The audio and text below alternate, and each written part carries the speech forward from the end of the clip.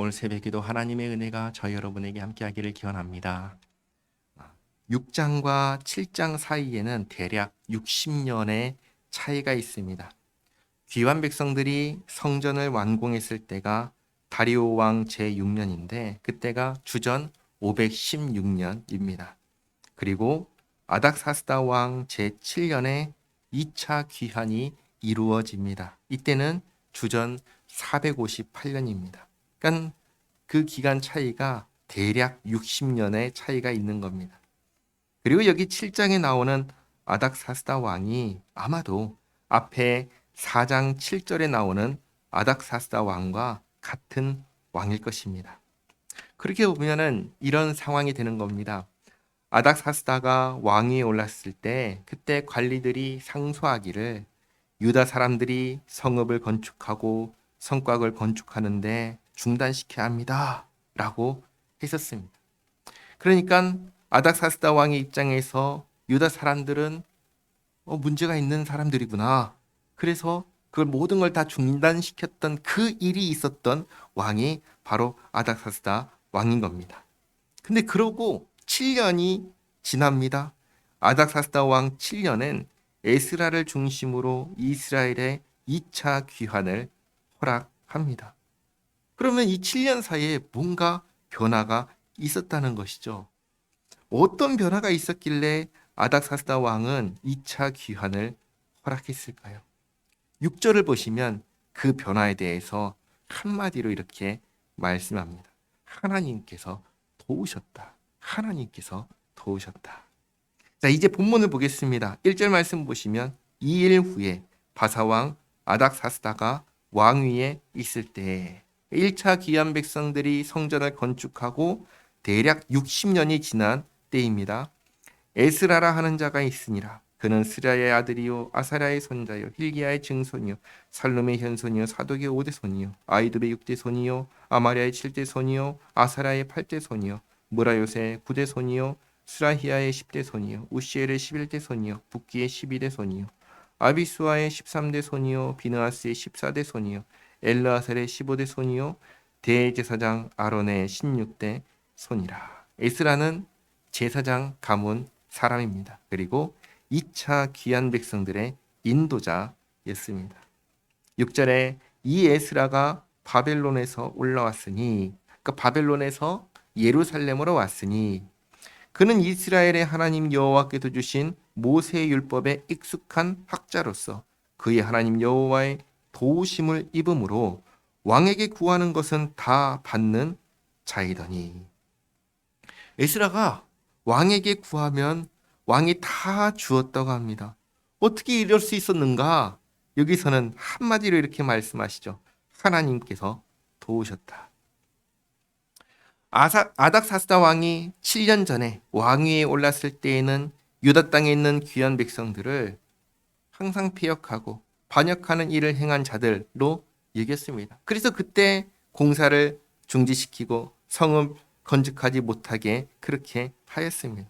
근데 지금은 바뀌어서 에스라가 구하는 것은 다 허락하게 된 겁니다.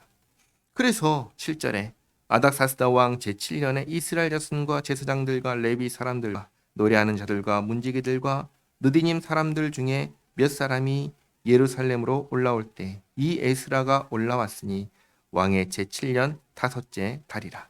첫째 달 초하루에 바벨론에서 길을 떠났고 하나님의 선한 손에 도우심을 입어 다섯째 달 초하루에 예루살렘에 이르니라. 아닥사스다 왕 7년 1월 1일에 바벨론에서 출발해서 5월 1일 날 예루살렘에 도착합니다. 4개월이 걸린 거죠. 4개월 동안 광야길을 이동을 했는데 하나님께서 도와주셔서 안전하게 도착하였습니다. 그리고 중요한 게 10절입니다. 에스라가 여호와의 율법을 연구하여 준행하며 율례와 규례를 이스라엘에게 가르치기로 결심하였었더라. 아멘. 에스라서 누가 썼다고 전해지냐면 에스라가 썼다고 전해집니다. 그래서 제목이 이제 에스라인 것이죠.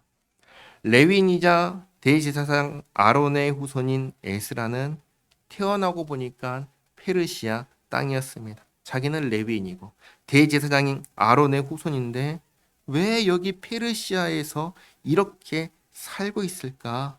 아마 고민했을 겁니다. 그리고 조상의 역사를 연구했을 겁니다.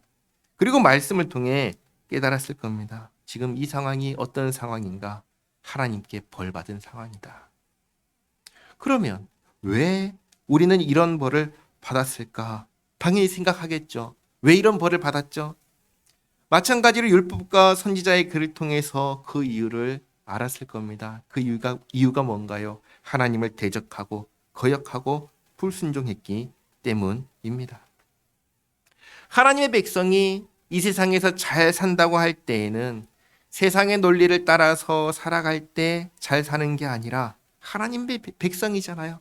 하나님의 방식으로 살 때 잘 사는 것임을 에스라가 깨달은 겁니다. 그리고 그 방식은 하나님께서 율법에 이 성경에 다 기록하여 주셔서 얼마든지 보고 알 수 있게 살 수 있게 해주셨다라는 것도 알았습니다. 그러면 왜 우리 조상들은 하나님을 대적하고 거역하고 불순종했는가? 에스라가 깨달은 답은 레위인이 문제였다라는 겁니다. 왜 그럴까요? 하나님 말씀을 연구해서 가르치라고 누구에게 그 책무를 맡겼죠? 레위인에게 맡겼습니다. 근데 그것을 제대로 안 한 겁니다.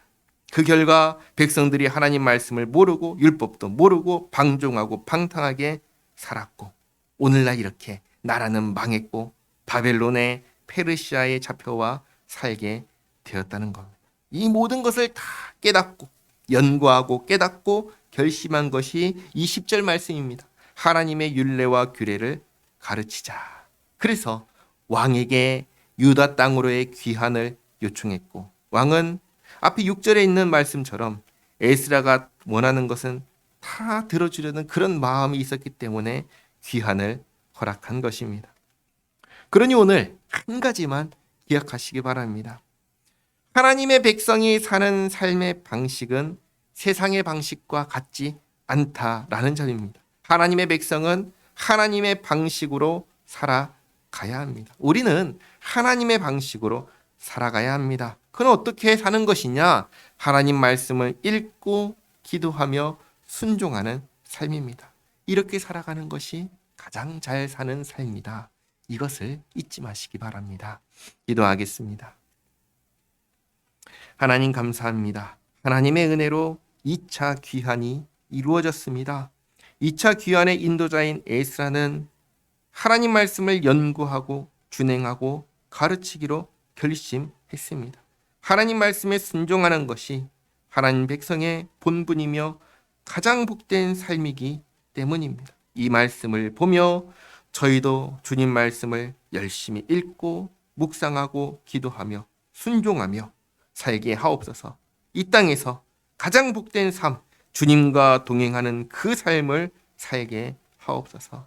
예수님의 이름으로 기도하옵나이다. 아멘.